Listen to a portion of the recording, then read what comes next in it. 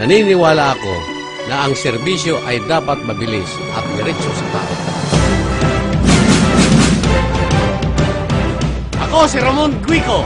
Ginhawa mo, gets ko, agad!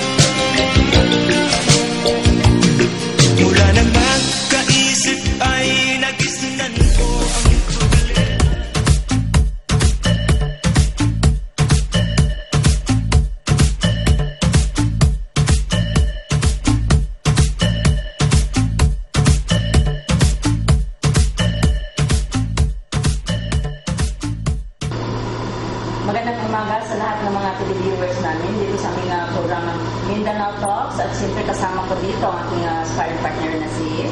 Magandang morning sa inyo lahat. Ito si Adam Boy Picture sa Sky Cable. At ako naman si Nining Kiwana, at kasama natin ngayon ang ating superintendent dito sa Penal Colony ba ito? Kami nga sa Penal Colony, ha? Davao Penal Colony. Davao Penal Colony. At dito sa Dapicol. At siyempre matanong natin, partner, kung ano at ilan. No?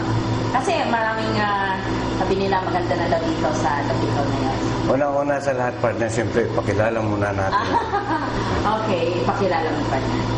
Nandito kami ngayon sa superintendent ng Dapicol Penal Colony, si Venancio. Venancio Tesoro. Tesoro. Nandito ngayon na konting pang good morning lang dyan, Brad. Alam nyo, Brad ko ito eh. Magandang umaga po sa inyong lahat, sa mga nakikinig at nanonood sa programa. So marami kaming itatanong ngayon dito sa Brad ko, kay Venancio, kay Superintendent. Una-una, partner, anong gusto natin malaman? Ay, siyempre, ang unang itanong ko dito kay Sir, na kung ilan ang inmates dito sa Dapicol nila. Lumalabas po na 5,800 prisoners, male prisoners, Okay. and 200 female prisoners.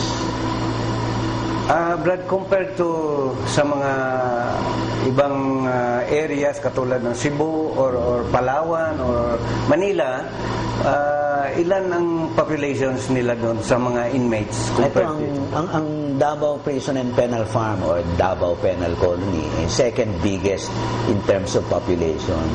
The highest that we have is in Muntinlupa, the National Penitentiary. That's around 20,000 prisoners. Second biggest facility is Dapicol. So we have around 6,000 prisoners over here.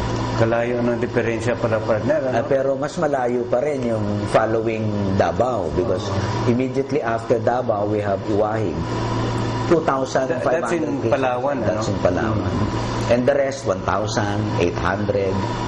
At saka nga pala, partner, paalaala natin sa kanila since marami pa tayong bakante dito, okay lang yan. Hindi ang sa akin matanong ko, follow-up question sa'yo. Anong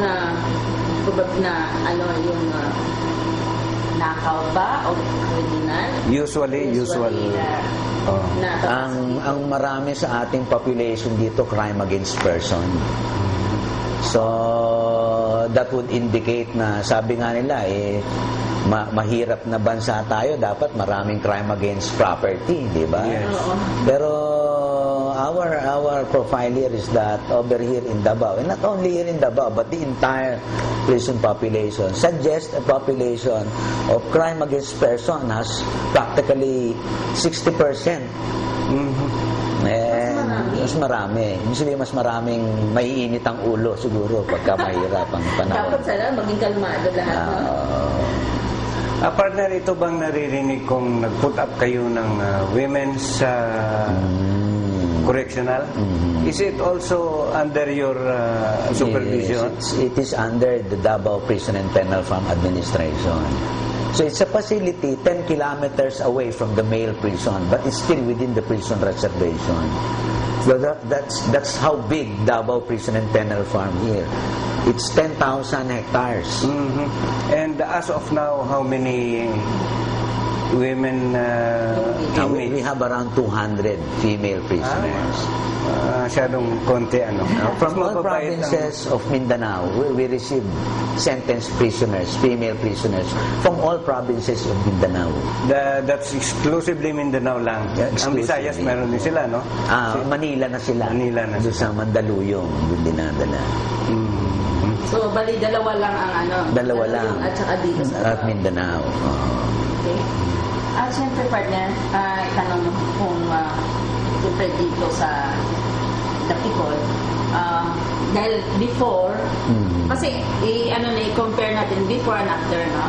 Kasi before, lagi may riot, syempre.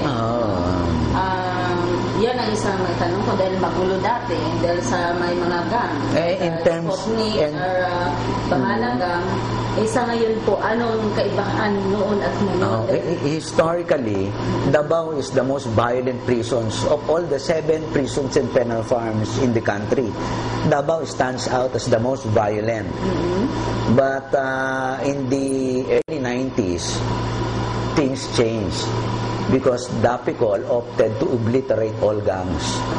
So we never allow any gangs to operate. Unlike other prisons and penal farms, they have its own uses. But for our purpose here, we have obliterated gangs. With the obliteration of these networks inside comes a new age where there is peace, where there is public safety all around, where there is stability. And lastly, there is productivity in terms of people working on the farm. Saka aside from that, partner, meron yata silang tinatrabahuan dito na meron kasi tayong banana plantations dito. At saka beforehand, na-notice ko rin na gumagawa yata sila ng mga figurines, di ba? At saka ngayon, lalo na ngayon, dahil meron na silang tinatawag na yung Brad, sumasayaw-sayaw dyan sa, di ba? Mas maganda rin yan. Maganda rin yung project na yan. Kasi before, dalawa kasi lalaki at doon sa Langko. Before nakapunta ako doon, talagang magulo. Yung mga, kasi before may mga gang talaga. Tapos nag-aaway talaga yung mga gang. So, pasalamat naman tayo at least na wala na ngayon. At syempre, dahil sa tulong din ng isa sa mga dito na farm, na naging maganda rin ang palakad. So, ngayon, ilan ang mga nagtatrabaho o sasabihan? Close to 1,500 trainees, prisoners. Okay, napakarami din pala. Marami. So, anong requirement lang dyan, Brad, bago ka makatrabaho sa kanilang banana plantations? Bakit hindi lahat ng mga inmates nagtatrabaho sa plantation? Well, number one, we have to take into consideration the classification. They're supposed to be medium or minimum. By medium, a short term has to be served before they are to be released. In terms of minimum, 1 year before they are to be released. Those are 2 classifications that they ought to have before they are to enter farms. That's one. Number 2, there's